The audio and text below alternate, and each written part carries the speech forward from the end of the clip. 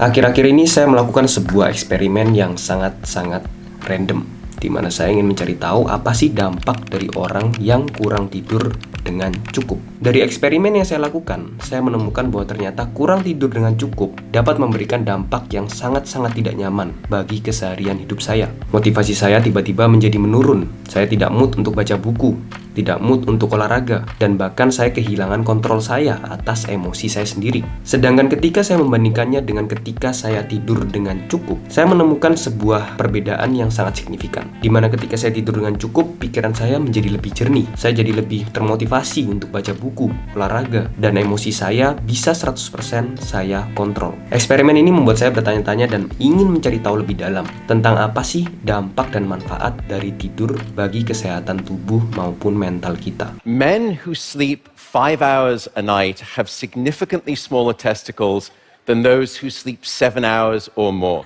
In addition, men who routinely sleep just 4 to 5 hours a night will have a level of testosterone which is that of someone 10 years their senior. So a lack of sleep will age a man by a decade in terms of that critical aspect of wellness. And we see equivalent impairments in female reproductive health caused by a lack of sleep.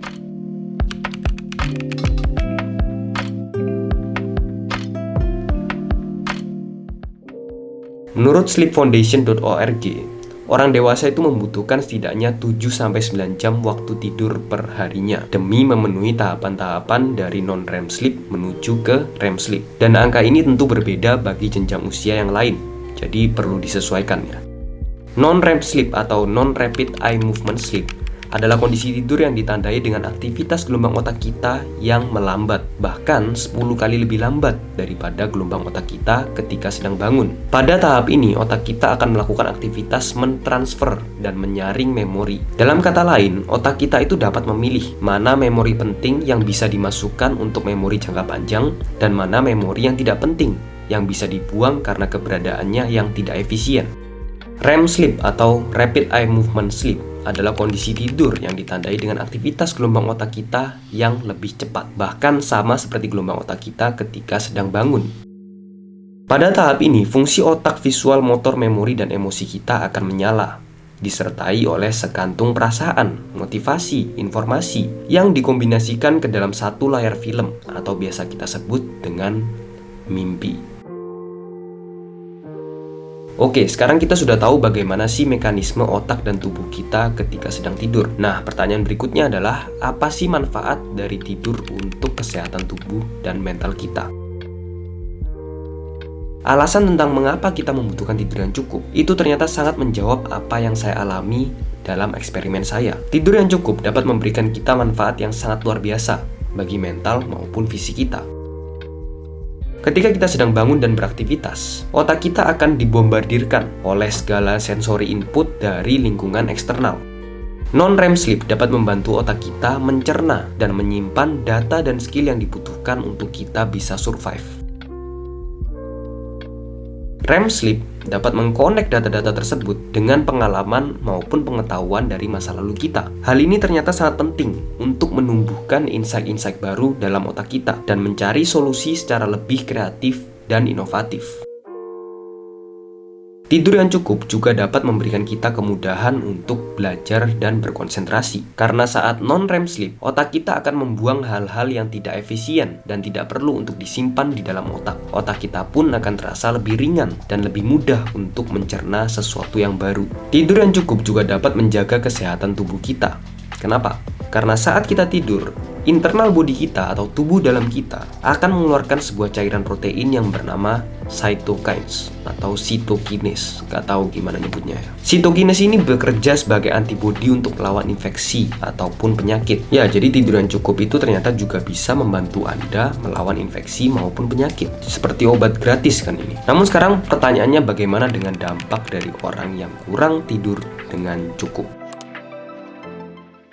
Sebenarnya sudah banyak eksperimen yang merekam dampak dari orang yang kurang tidur cukup ini. Dari eksperimen yang sederhana maupun eksperimen yang ekstrim. Mereka yang menjalankan eksperimen pun juga melaporkan bahwa mereka merasakan dampak yang sangat tidak nyaman ketika diharuskan untuk tidur dengan tidak cukup. Tapi untuk topik eksperimen ini akan saya bahas di lain waktu ya. karena ini juga seru untuk dibahas. Sekarang yang ingin saya bahas adalah bagaimana mekanisme otak dan tubuh kita ketika kita tidak memiliki tidur yang cukup. Jadi begini, ketika kita tidak mendapatkan tidur yang cukup, maka otak kita akan kehilangan fungsi dari salah satu non-REM sleep maupun REM sleep. Dan hal ini ternyata dapat memberikan dampak yang sangat serius bagi keseharian hidup kita. Seseorang yang memiliki tidur yang kurang cukup itu dapat dibagi menjadi dua kategori. Yang pertama adalah acute sleep deprivation, yaitu seseorang yang mengalami kekurangan tidur selama beberapa hari. Yang kedua adalah chronic sleep deprivation, yaitu seseorang yang mengalami kekurangan tidur selama 3 bulan atau bahkan lebih.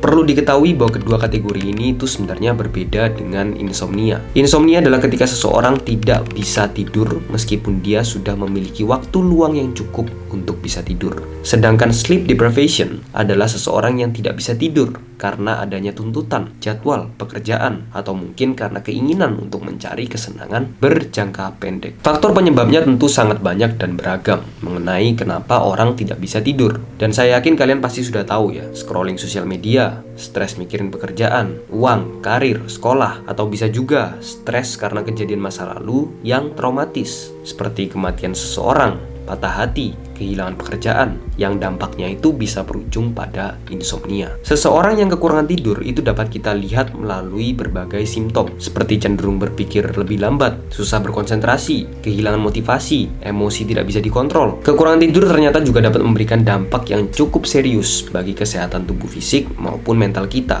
Penyakit jantung, diabetes, obesitas, kekurangan imun tubuh, depresi, cemas, hingga penyakit bipolar. Sebuah data menunjukkan bahwa ternyata penduduk Amerika itu mengalami penurunan jam tidur dibandingkan beberapa dekade yang lalu. Dan hal ini ternyata sangat berkaitan dengan dampak dari kurang tidur itu sendiri. Bisa kita lihat dari data, rata-rata rentang perhatian masyarakat Amerika itu semakin menurun, atau dalam kata lain, mereka semakin sulit untuk berkonsentrasi. Angka penyakit jantung juga meningkat, diabetes meningkat, obesitas meningkat, dan depresi juga meningkat.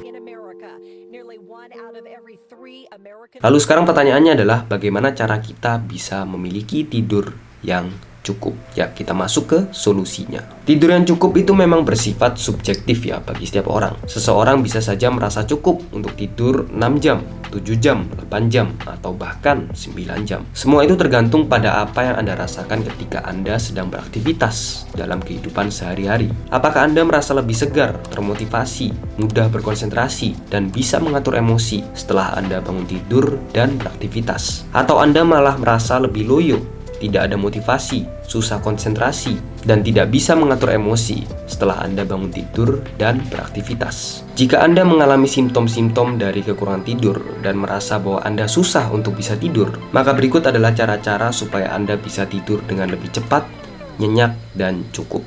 Yang pertama adalah hindari gadget.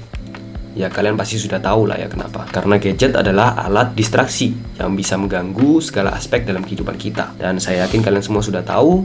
Mari kita lanjut ke cara berikutnya. Yang kedua adalah dinginkan ruangan Anda. Intinya ruangan Anda jangan gerah gitu aja. Karena tidur adalah kondisi di mana internal body kita akan mendinginkan suhu tubuh kita. Dan saat bangun, internal body kita akan memanaskan suhu tubuh kita. Ruangan yang tidak gerah dan suhu dingin yang terasa nyaman dapat membantu otak kita memasuki keadaan tidur.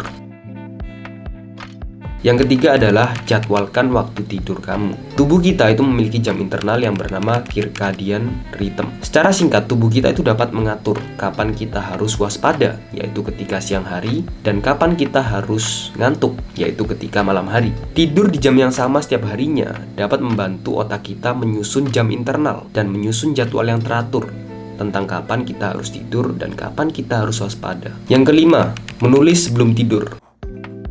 Menulis tentang kejadian positif yang terjadi di hari itu ataupun kejadian positif yang akan terjadi di masa depan dapat memberikan kita sensasi ketenangan dan rasa syukur. Hal ini dapat membantu kita menurunkan stres dan memicu lebih banyak relaksasi dalam tubuh kita yang dapat berguna untuk memasuki keadaan tidur. Oke, sekian konten singkat mengenai tidur kali ini. Semoga bermanfaat dan sampai jumpa di konten-konten berikutnya.